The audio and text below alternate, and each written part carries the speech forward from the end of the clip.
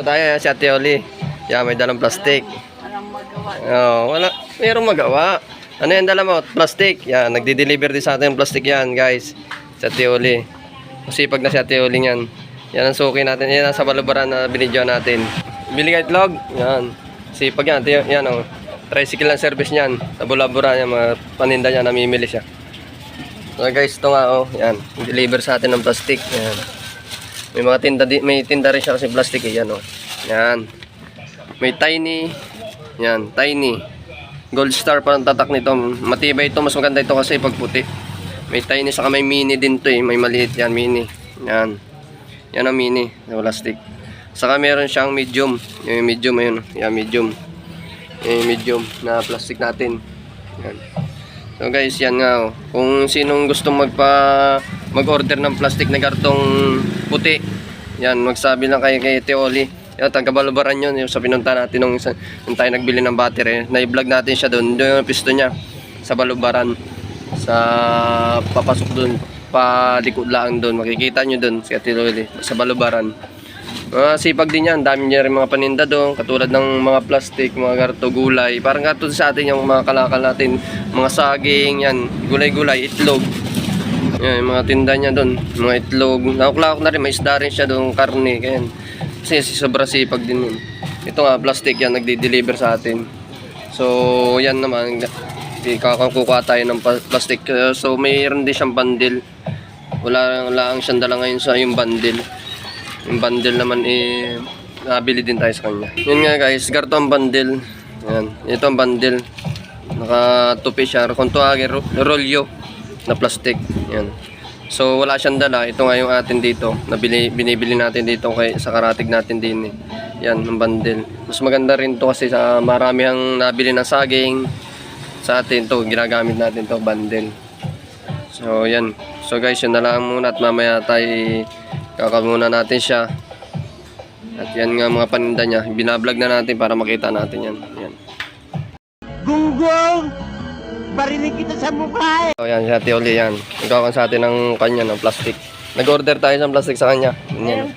Mini, tiny. Magkano ito? 125 saka 90. Magkano isang tali? 90 yan. 90. Ito, mini, 90. Isang tali. Itong tiny 125 ang tiny, yung mini 90. Yan guys, yung medium magkano? 235. Yun, 235 daw ang medium niya. May bundle ka? So guys, ito yung medium. Magkano ito? 230 daw tong medium ni Ate Oli. Kano ang price ng bundle? Nakalimutan mo ng price na naman. Meron pa kang medium. Ayan. Yan ang kanya Ate Oli, mga plastic na order tayo. So babayaran natin ito. So kailangan natin ng plastic na pambabalot natin sa mga sa mga kalakal natin yan. Yan sa mga kalakal natin yung mga prutas. Yan ang gagamitin natin. Yung plastic, tiny, mini, medium, yung mga paninda niya. So guys, yun na lang, hanggang doon na lang muna tayo. Wait a minute. Who are you? Ate Oli, yan, mga paninda niya. Anong paninda mo, Ate Oli? Yan. Itlog. Mga itlog. Itlog, saka yan, may pansitin din siya. Ang daming itlog, oh. Yan. Saan kumuha ka ng itlog, Ate Oli? Yan guys, mga paninda na Ate Oli dyan. May nakabox pa sila sa likod. Ayan, oh. Binablog natin siya. Ito yung service niya, si Kuya. Kaya ka muna, Kuya. Yan, si Kuya. Pogi-pogi ni Kuya, oh. Wala na kayo kukanin? Ano pa ang paninda? So guys, yan, ipapatas na natin yan. Wala natin dito. So guys, yan, ipapatas na natin siya dito sa taas. Yan. Ito na ilalagay. Yan, ipapatas natin dyan. Sa mga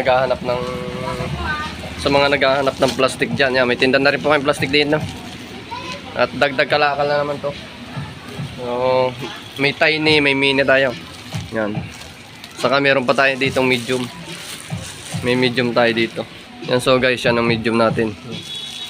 Yan, medium. Ito na, pinatas na natin dito. Yan, kung sino naghahanap ng mga plastic dyan, may nagtatanong yan, tiny. Saka mini. Yan. Punta na kayo dito at bumili na kayo ng plastic namin. Dagdag kalakal na naman. Ito, dagdag paninda guys. Yan ang dagdag paninda natin naman.